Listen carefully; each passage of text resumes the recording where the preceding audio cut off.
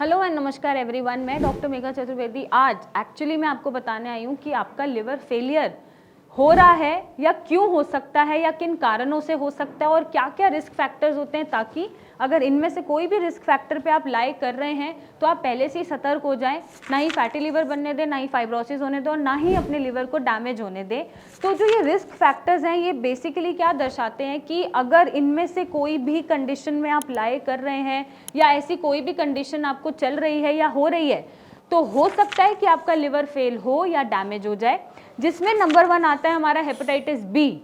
तो hepatitis B एक viral infection होता है जो एक वायरल के इन्फेक्शन से लिवर में इन्फ्लेमेशन कॉज करता है, जिसकी वजह से लिवर में सूजन तो आ ही रही है लेकिन सिरोसिस भी डेवलप हो जाता है, क्योंकि स्कारिंग होती रहती है, लिवर की क्षमता खत्म हो जाती है खुद को रिपेयर करने की। और सेम हेपेटाइटिस सी भी ऐसे ही काम करता है। ये दोनों ही वायरल इन्फेक्शन है जिससे लिवर सिरोसिस बहुत पेशेंट में कॉमन मिलता है कि सिरोसिस बन रहा है या लिवर डैमेज की तरफ जा रहा है। इसके साथ उनके जो लिवर के लेवल्स हैं, एसजीओटी, एसजीपीटी, बिलीरुबिन, सारे लेवल्स हाई होना शुरू हो जाते हैं और लिवर की क्षमता खत्म हो जाती है खुद को रिपेयर करने की, और वो फाइनल स्टेज सिरोसिस में जाके बैठ जाता है या वो डैमेज पे चला जाता है।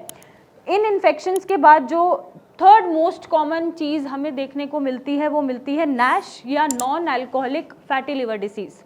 मीन्स जब आपको फैटी लिवर हो रहा है लेकिन वो नॉन अल्कोहलिक है, अल्कोहल की वजह से फैटी लिवर नहीं हो रहा है, may be lifestyle, may be stress, may be हो सकता है कि ओवरवेट हैं आप, उसकी वजह से जो फैटी लिवर कन्वर्ट हो रहा है सिरोसिस में वो रिवर्स करना बहुत मुश्किल होता है। और उसका ट्रीटमेंट आपको जो मिलता है बहुत रेयरली, बहुत जगह मिलेगा कि ठीक मिल रहा हो और बहुत रेयरली हमने देखा है कि वो सक्सेसफुली रिवर्स हो पाता है। तो non alcoholic fatty liver disease भी सिरोसिस का बहुत मोस्ट कॉमन कॉज है और वो जब कन्वर्ट होता है सिरोसिस में तो उसको रिवर्स करना बहुत ही मुश्किल होता है आपके लिए भी और डॉक्टर्स के लिए भी। तो अपने वेट को कंट्रोल करके चलना है और कोशिश करें कि लाइफस्टाइल और ईटिंग हैबिट्स को आप ठीक करके चलें ताकि आपका non alcoholic fatty liver disease ना डेवलप हो।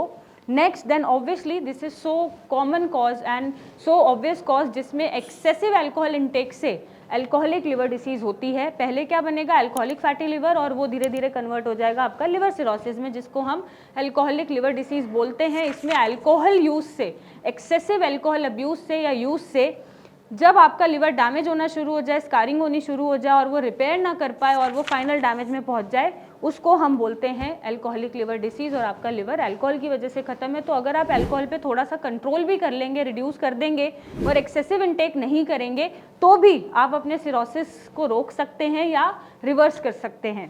नेक्स्ट जो आता है डिसऑर्डर वो बहुत कॉमन है, जिसमें बाइल डक्ट हम डिसऑर्डर्स बोलते हैं। अब इसमें होता क्या है, इनमें ज़्यादातर ऑटोइम्यून बीमारी आती हैं। ऑटोइम्यून मतलब लिवर खुद ही को डिस्ट्रक्ट करने पे लगा हुआ है, उसको नहीं पता कि मैं लिवर हूँ, मुझे टॉक्सिन्स को बाहर करना है या इसको प्रोटेक्ट करना है या बॉडी की इम्यूनिटी बढ़ानी है, नहीं, जिसकी वजह से जो बिलियरी डिसऑर्डर्स क्रिएट हो जाते हैं वो बाइल डक्ट डिसऑर्डर्स में काउंट होते हैं। और ये सारी ऑटोइम्यून बीमारी लगभग इन्हीं डिसऑर्डर्स में आती है जब लिवर खुद को ही डैमेज करना शुरू कर देता है और फेलियर पे पहुंच जाता है। नेक्स्ट जो कॉमन कॉज है मींस डायबिटीज़। पेशेंट अगर प्रोलॉन्ग डायबिटीज़ चल रही है, अनकंट्रोल्ड है, ऑब्वियसली आप उसको कंट्रोल नहीं कर रहे हैं मेडिकेशन से या डाइट से, और डायबिटीज़ बढ़ती जा रही है तो डायबिटिक पेशेंट में भी लिवर सिरोसिस डेवलप होता है। The reason being obviously insulin या तो निकल रहा है या निकल ही नहीं रहा, और निकल रहा है तो रेजिस्टिविटी क्रिएट हो गई है, एब्जॉर्ब ही नहीं हो रहा, ब्लड में घूमता जा रहा है और वो लिवर के सेल्स को डैमेज कर रहा है, स्कारिंग में पहुंचा रहा है, इंजरी दे रहा है, जिसकी वजह से आपका लिवर हैम्पर हो रहा है और वो सिरोसिस में कन्वर्ट हो रहा है। तो डायबिटीज़ को कंट्रोल करना बहुत ज़रूरी है। लिवर के साथ साथ डायबिटीज़ किडनी पेशेंट्स के लिए भी बहुत खतरनाक होती है, क्योंकि अनकंट्रोल्ड डायबिटिक रहने से किडनी फेलियर भी बहुत कॉमनली पाया जाता है। तो अपने डायबिटीज़ को आप हल्के में ना लें, काइंडली अपने लाइफस्टाइल, ईटिंग हैबिट्स और मेडिकेशन से इसको कंट्रोल करके रखें। Next obesity. Obesity is excessive wait होना अपनी हाइट के हिसाब से। मीन्स अगर मेरी हाइट लगभग 5'5" है, 170 सेंटीमीटर है फॉर एग्जाम्पल, या 162 है, तो एक BMI बॉडी मास इंडेक्स होता है जो आपका वेट उसी में लाई कराता है। मीन्स आपका वेट आपकी हाइट के हिसाब से उसी इंडेक्स के हिसाब से होना चाहिए। बट अगर वो किसी कारणवश बहुत ज़्यादा है, आप मोटापा आपका होता जा रहा है, आप ओबीज होते जा रहे हैं, लिटरली सेंट्रिक वेट बढ़ता जा रहा है, ओवरवेट होते जा रहे हैं, तो वो भी आपके लिवर सेल्स को हार्म पहुंचाएगा, अभी नहीं, मे बी 10 ईयर्स लेटर पहुंचाएगा, और आपके लिवर सिरोसिस जैसी कंडीशन डेवलप करना शुरू कर देगा। तो अभी से आप अपना वेट कंट्रोल करके चलें ताकि आपके वाइटल ऑर्गन्स पे कोई असर ना आए। और ये जो शरीर दिया है भगवान ने, या जिस शरीर से आप ब्लेस्ड हैं, मेरे हिसाब से तो हमें रोज़ थैंक यू बोलना चाहिए इतनी ब्लेसिंग्स देने के लिए और ऐसा बॉडी देने के लिए। तो उसका ध्यान रखना चाहिए, जितना आप अपनी बॉडी का ध्यान रखेंगे उतनी लंबी बॉडी आपका साथ देगी और आपका वफादार बन के रहेगी। बट जितनी आप उसका दुर्गति करेंगे या उसके साथ उसको मीन्स नहीं देंगे जो देना चाहिए, या ध्यान नहीं रखेंगे, फिटनेस पे ध्यान नहीं देंगे, कुछ भी खाएंगे, तो बॉडी भी एक टाइम के बाद may be after 10 years 20 years आपका साथ देना छोड़ देती है। तो इसलिए अपनी बॉडी का ध्यान रखना है ताकि ये बुढ़ापे तक आपका साथ दे। नेक्स्ट जो कॉज है वो जेनेटिक डिसऑर्डर्स होते हैं। Genetic disorders means family history में ही या हेरिडिटरी में डिसऑर्डर्स चले आ रहे हैं, आपको भी ये डिसऑर्डर्स हैं, जिसमें विल्सन्स डिसीज़ एंड हीमोक्रोमेटोसिस बहुत कॉमन होता है। विल्सन्स डिसीज़ में क्या होता है, जब आपकी बॉडी में या ब्लड में एक्सेसिव कॉपर का एक्यूमुलेशन होना शुरू हो जाता है, वो एब्जॉर्ब नहीं होता बट बॉडी में वो एक्यूमुलेटेड होता रहता है, धीरे धीरे वो वाइटल ऑर्गन्स पे भी एक्यूमुलेट होना शुरू कर देता है और वो विल्सन्स डिसीज़ में लाई करता है, जिससे आपका लिवर खराब होना शुरू हो जाता है, लिवर डैमेज हो जाता है और लिवर सिरोसिस बन जाता है।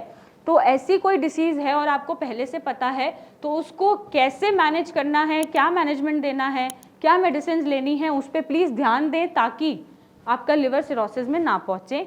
नेक्स्ट जो हीमोक्रोमेटोसिस होता है, ये भी एक जेनेटिक डिसीज़ है, मीन्स आपको अपने एंसेस्टर्स से या पिछले जीन से मिल रही है।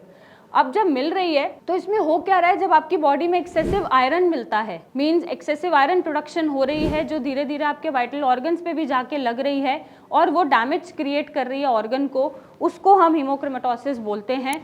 यहाँ पे भी जो भी गाइडलाइंस दी जाती हैं आपके डॉक्टर से या ट्रीटमेंट के दौरान, काइंडली उसको फॉलो करें और इसे बिगड़ने ना दें ताकि लिवर सिरोसिस डेवलप ना हो। नेक्स्ट जो लास्ट एक रिस्क फैक्टर हो सकता है वो होता है एक्सपोजर टू टॉक्सिन्स और may be so many drugs. जैसे बहुत सारे स्टेरॉयडल ड्रग्स हैं जो आप खा लेते हैं जो लिवर को हार्म पहुंचाते हैं, उनसे भी सिरोसिस होता है। टॉक्सिन्स जैसे कोई भी टॉक्सिन हो सकता है, कोई पॉइजनिंग हो सकती है, या ऐसी चीज़ें जो नहीं खानी चाहिए बट वो आप खाते जा रहे हैं एक्सेसिवली, उससे पॉइजनिंग हो रही है, वो ज़्यादा हो रहा है लिवर में, उससे भी आपका लिवर डैमेज होता है या सिरोसिस डेवलप हो जाता है। तो इन सारी चीज़ों में से अगर आप कहीं भी लाई कर रहे हैं तो उसको कंट्रोल करें ताकि आपका लिवर बचा रहे, ट्रांसप्लांट की ज़रूरत ना पड़े और आपका लिवर ज़िंदगी भर आपका साथ दे। और जैसा मैंने बोला, जितना आप अपने शरीर का ध्यान रखेंगे उतना लंबा आगे जाके ओल्ड एज में ही आपका साथ देगा और आपके लिए काम करेगा। अदरवाइज फिर डैमेजेस शुरू होते हैं और ये एक टाइम के बाद मुझे लगता है सैचुरेशन आ जाता है इनका, जब ये बोल देते हैं अब हमसे नहीं हो पाएगा, आप कॉन्टिन्यूसली हमें इंजर्ड कर रहे हो, स्कार दे रहे हो, डैमेज पे डैमेज कर रहे हो, फिर भी नहीं रुक रहे हो, तो मुझे नहीं लगता कि ये फिर एक टाइम के बाद हमारा साथ देते हैं। तो अपने बॉडी का ध्यान रखें, टाइम दें, फिट रहें, ये चीज़ों को प्लीज़ कंट्रोल करें जो भी मैंने आज डिस्कस करी हैं, ताकि आपको लिवर ट्रांसप्लांट की ज़रूरत ना पड़े। और अगर पड़ रही है तो आप हमसे मिलने आए, रिपोर्ट्स भेजें और अपने लिवर की रक्षा करें और उसे ट्रांसप्लांट होने से बचाएं।